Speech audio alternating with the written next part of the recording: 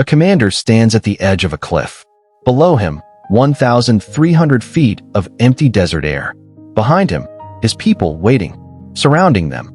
An empire that has already crushed cities, burned a temple, and erased a rebellion. There is no escape, no negotiation.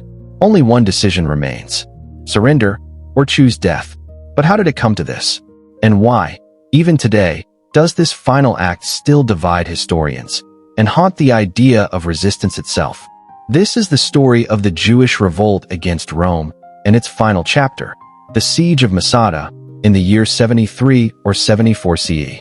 It unfolds in the deserts of Judea, where a small group of rebels made their last stand against the most powerful military force in the ancient world.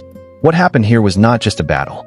It was the end of a rebellion, the destruction of a society, and the beginning of a long exile that would reshape Jewish history for nearly 2,000 years. To understand Masada, we must begin decades earlier. Judea was under Roman rule, a province governed not with subtlety, but with force. Heavy taxation, corrupt officials, and deep cultural tensions created a volatile environment. For the Jewish population, Roman authority was more than political, it was religious intrusion. Roman symbols, emperors, and pagan practices clashed with deeply held beliefs in one God and sacred law. Resentment grew, and eventually, it ignited. In 66 CE, rebellion broke out. What began as localized resistance quickly escalated into full-scale war. Jewish factions seized Jerusalem, expelled Roman forces, and declared independence. But Rome did not tolerate defiance. The empire responded with overwhelming force. Under the command of generals like Vespasian, and later his son Titus, Roman legions advanced methodically, crushing resistance city by city. The turning point came in 70 CE. Jerusalem fell. The Second Temple, the center of Jewish religious life, was destroyed. Tens of thousands were killed. Many more were enslaved. The revolt, for all practical purposes, was over. But not entirely. A final group of rebels had fled to a fortress in the desert, a place designed to withstand siege, a place called Masada. Masada was not an ordinary stronghold. Built decades earlier by King Herod, it stood atop an isolated plateau overlooking the Dead Sea. Steep cliffs made it nearly inaccessible. Massive walls, storage rooms, and water systems allowed it to sustain a long siege. It was, by design, nearly impregnable. After the fall of Jerusalem, a group known as the Sicarii, radical Jewish rebels, took control of Masada. They were led by a man named Eleazar ben Uiyar. Inside the fortress were around 960 people, fighters, families, and children. They were not just hiding. They were waiting for Rome, or perhaps for something else. Rome could not allow Masada to stand, not because of its military threat, but because of what it represented: defiance.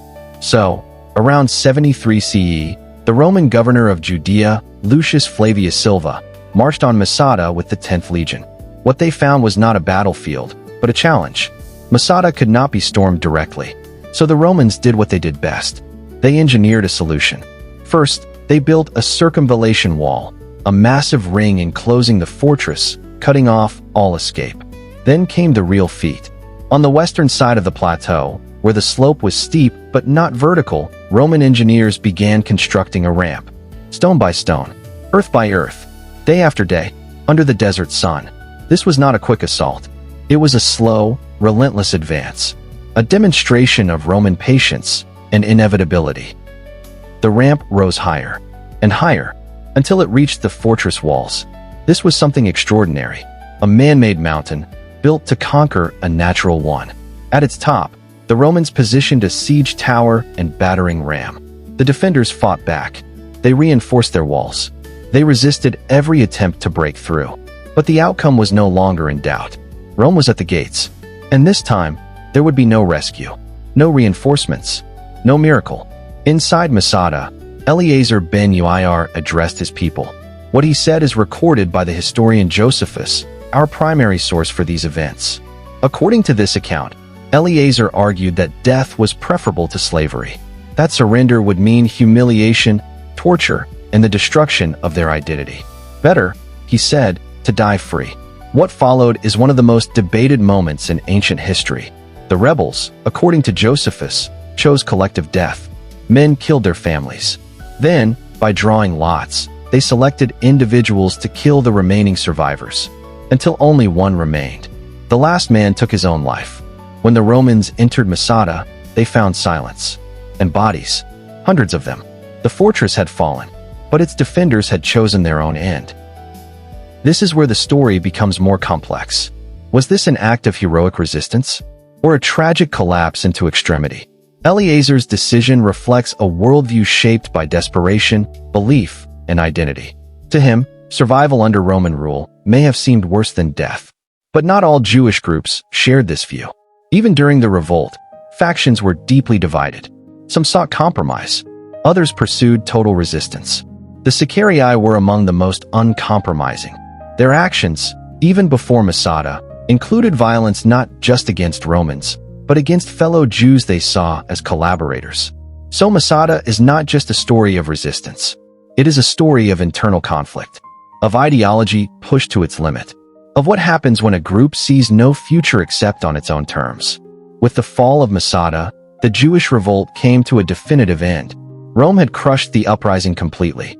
Judea was devastated, its population reduced, its religious center destroyed, its political autonomy erased. In the centuries that followed, Jewish life would shift away from temple-based worship toward rabbinic traditions that could survive in exile. Masada, however, did not disappear. It became a symbol.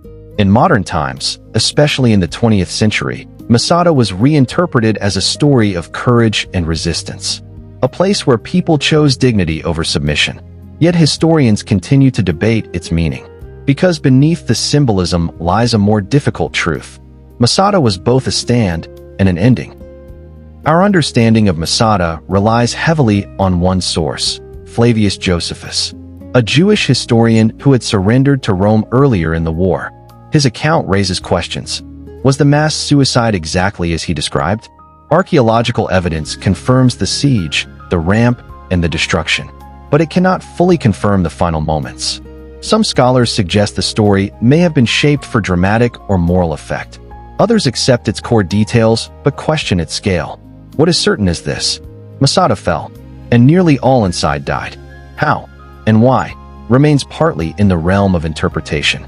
Return to that moment on the edge of the cliff. A leader facing the end. An empire closing in. A choice with no good outcome. Masada forces us to confront a difficult question. What does resistance mean when defeat is inevitable? Is it measured by survival, or by the refusal to surrender identity?